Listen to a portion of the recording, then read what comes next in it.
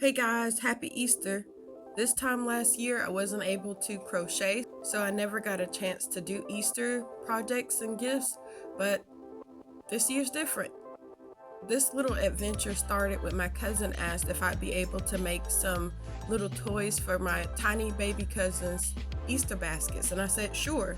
I have 9 tiny cousins, so I wanted to go ahead and try to make them each different, and I figured, hey, while I'm making those, I might as well make some for my friends, family, and other folks that have little tiny ones during Easter.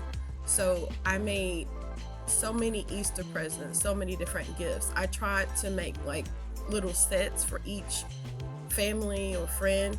I made a couple of Easter presents for those that don't have little ones just because I didn't want them to feel left out.